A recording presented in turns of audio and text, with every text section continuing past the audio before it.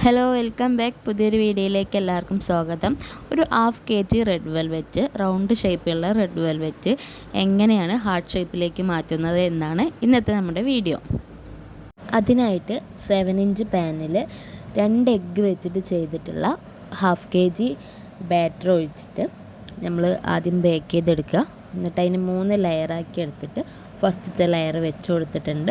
എന്നിട്ട് അതിലേക്ക് sugar syrup കൊടുത്തതിന് ശേഷം ക്രീം അപ്ലൈ ചെയ്തു. എന്നിട്ട് അതിൻ്റെ മുകളിലേക്ക് കുറച്ച് ബദാമും അതേപോലെ ചോക്കോ ചിപ്സും പിന്നെ കുറച്ച് മിൽക്ക് മെയ്ഡും ഫില്ലിംഗ് ആയിട്ട് ഇട്ട് കൊടുക്കുന്നുണ്ട്. അപ്പോൾ നിങ്ങൾക്ക് വേണമെങ്കിൽ മിൽക്ക് മെയ്ഡിന് പകരമായിട്ട് വൈറ്റ് ചോക്ലേറ്റ് ഗണാഷ് ഉണ്ടാക്കിയിട്ട് ഒഴിക്കാം കേട്ടോ. അതും നല്ല ടേസ്റ്റാണ്. അപ്പോൾ ഫസ്റ്റ് ലെയറും സെക്കൻഡ് ലെയറും തേർഡ് ലെയറും ഇതേപോലെ തന്നെ ചെയ്തിട്ട് ക്രം കോട്ട് ചെയ്തതിന് ശേഷം കുറച്ച് നേരം ഒന്ന് ഫ്രീസറിൽ വെച്ചിട്ട് നല്ലതുപോലെ സെറ്റ് ചെയ്തെടുക്കുക. പിന്നെ നമ്മുടെ ഈ ഒരു വീഡിയോ ആരെങ്കിലും ചാനൽ സബ്സ്ക്രൈബ് ചെയ്യാതെ കാണുന്നുണ്ടെങ്കിൽ ഒന്ന് സബ്സ്ക്രൈബ് ചെയ്ത് നമ്മളെ സപ്പോർട്ട് ചെയ്യാൻ മറക്കരുത്. അതേപോലെ തന്നെ ഈ കേക്കിനെ കുറിച്ച് എന്തെങ്കിലും ഡൗട്ട് ഉണ്ടെങ്കിൽ കമൻറ്റ് ബോക്സിലൂടെയോ അല്ലെങ്കിൽ ഇൻസ്റ്റാഗ്രാമിൽ ഗസാലിസ് കേക്ക്സ് എന്ന് അടിച്ചു കൊടുത്താൽ നമ്മുടെ അക്കൗണ്ട് വരും. അതിലൂടെ എങ്ങനെ വേണമെങ്കിലും ചോദിക്കാം. പിന്നെ ഈ ഒരു കേക്കിൽ നല്ലൊരു രസം ഉണ്ടായിരുന്നു കേട്ടോ. എന്താണെന്ന് വെച്ചാൽ നമുക്ക് ഓർഡർ കിട്ടി, നമ്മൾ കേക്ക് ചെയ്തു. കേക്ക് ഡെലിവറി ചെയ്യാൻ പോയപ്പോഴാണ് ഇതൊരു സർപ്രൈസ് കേക്കാണെന്ന് നമ്മൾ തന്നെ അറിയുന്നത്.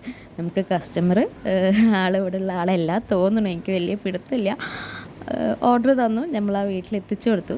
അവരെന്നെ ഭയങ്കര സർപ്രൈസായിട്ടൊക്കെ ഉണ്ടായിരുന്നു. ഏതായാലും അവരും ഹാപ്പി, നമ്മളും ഹാപ്പി. നമുക്ക് ഓർഡർ തന്ന കസ്റ്റമറും ഹാപ്പി ആയിരുന്നു. നല്ല റിവ്യൂ കിട്ടിയിട്ടുണ്ടായിരുന്നു കേട്ടോ. അപ്പോൾ ഫ്രീസറിൽ വെച്ചിട്ട് നല്ലപോലെ സെറ്റാക്കി എടുത്തിട്ടുള്ള കേക്കാണ് ഇത്. അപ്പോൾ ആ ഒരു കേക്കിന് നമ്മൾ സെൻറ്റർ ഭാഗം ഇതേപോലെ 2 ലൈൻ ഇട്ട് കൊടുത്തു.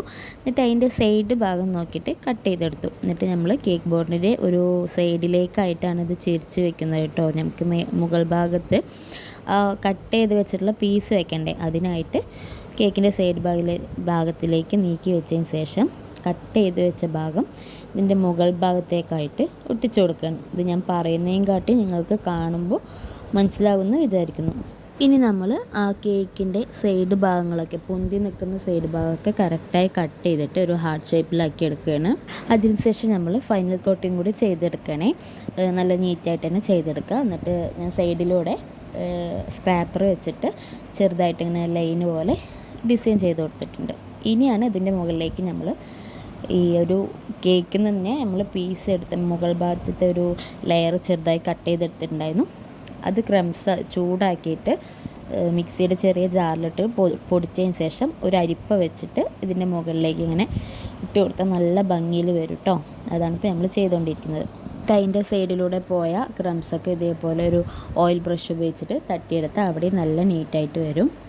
പിന്നെ നമുക്ക് കസ്റ്റമർ ഒരു ഹാഫ് kg ആണ് കേക്ക് ഓർഡർ തരുന്നതെങ്കിലും നമ്മൾ വെയിറ്റ് നോക്കുമ്പോൾ ഇങ്ങനെയായിരിക്കും.